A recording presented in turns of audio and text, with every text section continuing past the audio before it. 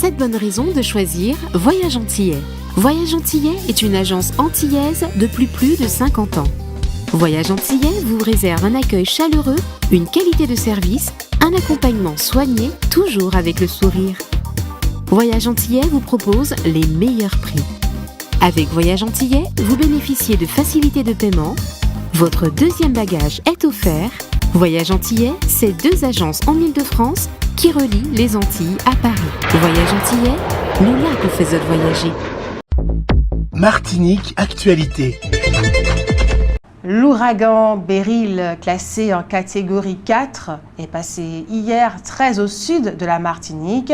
Le réseau EDF a été très impacté. En effet, près de 10 000 foyers ont été privés d'électricité, et principalement au Lorrain, à Saint-Joseph, au Gros-Morne, à Ducos, à Rivière-Pilote et à Sainte-Luce.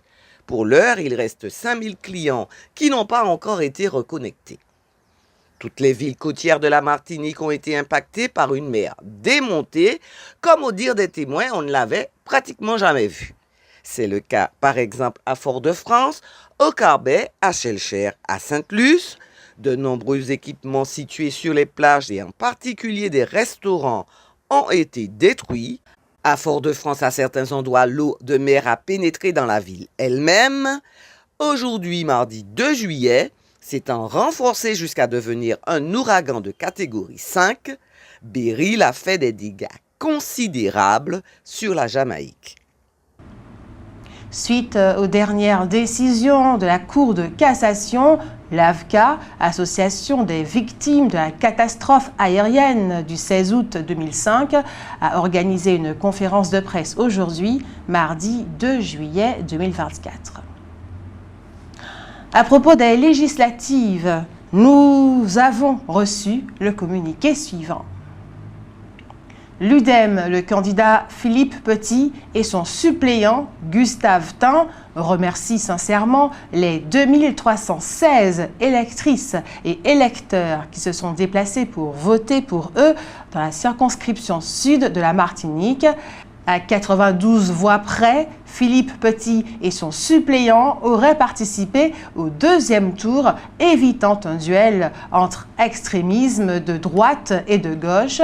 Dans ces conditions, entre le risque et le concours démographique et populiste que font courir à la France et à la Martinique l'extrémisme Rassemblement national lepéniste et l'extrémisme La France insoumise mélenchoniste, l'UDEM demande de voter contre l'extrémisme de droite, RN, qui risque d'avoir la majorité absolue, conduisant la France aux pires heures de notre histoire du siècle passé.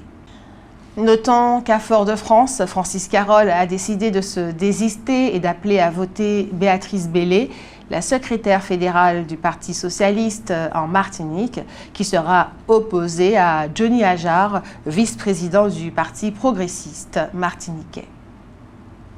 Et dans le cadre de la préparation de la saison cyclonique à venir, s'agissant de la surveillance et la gestion des infrastructures et des réseaux routiers, le président de la collectivité territoriale, Serge Letchimy, a fait hier, lundi, un bilan des dispositifs mis en place et a rencontré les équipes engagées dans le plan d'intervention des services techniques PIST.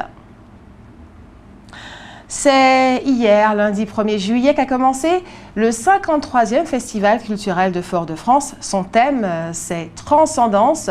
Il va durer jusqu'au 27 juillet. Des spectacles de très grande qualité sont au programme, également de nombreuses expositions, non seulement au centre-ville, mais également dans les quartiers. On retiendra par exemple le spectacle Black Angola le dimanche 7 et le lundi 8 juillet à 9 h au théâtre municipal Aimé Césaire. C'est un hommage à 4 trompettistes noirs qui se sont illustrés dans de grandes cours européennes. Également, le mardi 9 juillet à partir de 18 h 30 est proposé dans les jardins du parc Aimé Césaire, avant la nuit, la nocturne du parc. Un événement gratuit sous le signe des arts et de la gastronomie. Le public pourra apprécier le bar et les expériences gastronomiques du chef Nathaël Ducteuil. le concert live du chanteur guadeloupéen Mathieu White ou encore la lecture théâtrale avec la compagnie La Rumeur. Le Centre d'information et de recrutement des forces armées terre a organisé aujourd'hui, mardi 2 juillet, une cérémonie de signature de contrat d'engagement pour 10 jeunes Martiniquais s'apprêtant à rejoindre le même jour leurs futures affectations dans l'Hexagone. Cette cérémonie a eu lieu en présence, bien entendu, des futurs jeunes recrues, mais également de leurs familles, d'autorités militaires, de correspondants défense de certaines mairies, du CIRFA, de France Travail, etc.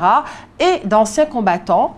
La cérémonie se composera d'une lecture du code d'honneur du soldat français par une jeune recrue. Ensuite viendra les signatures de contrats de 2 futurs sous-officiers rejoignant l'École nationale des sous-officiers d'active de Saint-Maxent et des jeunes engagés volontaires de l'armée de terre, EVAT.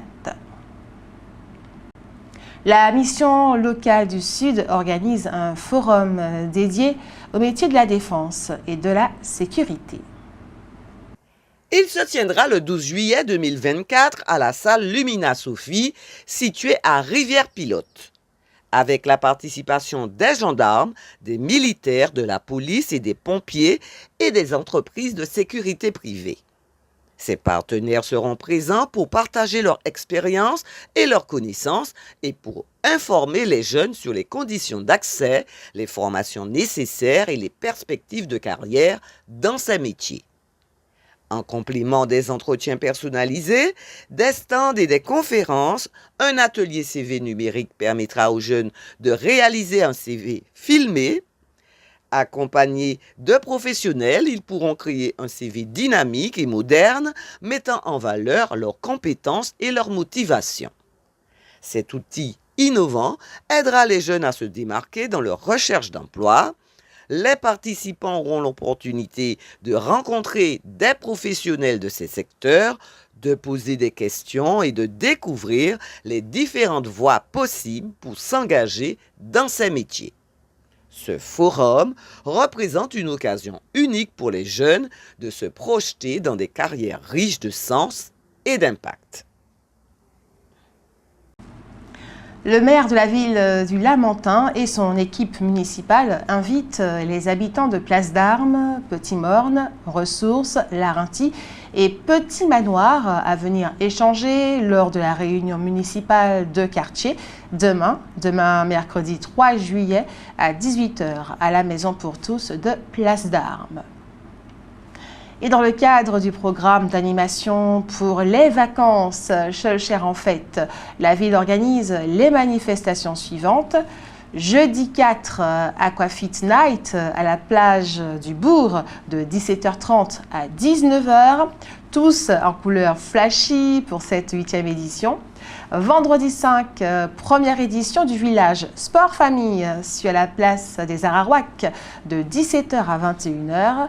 Dimanche 7, journée culturelle à Fond-Laillé avec l'association Neg Grossiro et c'est de 9h à 20h. Christian Tin, l'indépendantiste kanak déporté dans la prison de Mulhouse, a déclaré ceci à 2 sénateurs venus le voir accompagné d'un journaliste. Je suis arrivé ici. C'est le centre qui m'a fourni les premières affaires pour me changer. Le voyage a été interminable et j'étais menotté dans l'avion, c'était difficile. Je commence à trouver mes repères. J'avais besoin aussi de me reposer, d'avoir quelque chose de calme pour le moment. Le personnel est super sympa, pour le moment ça va.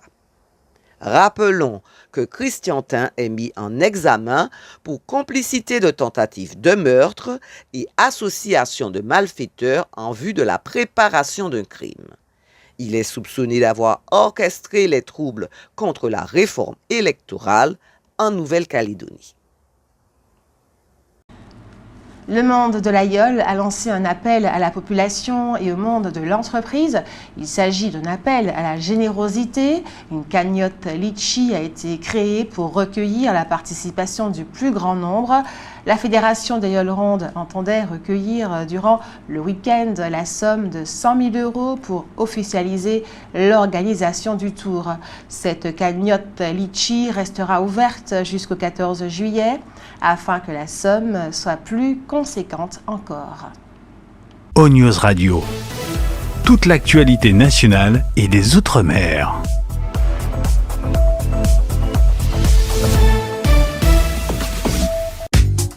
O-News Radio, c'est toutes les musiques du monde et des régions d'outre-mer. O-News Radio, votre web 100% musique, 100% info outre-mer, nationale et internationale.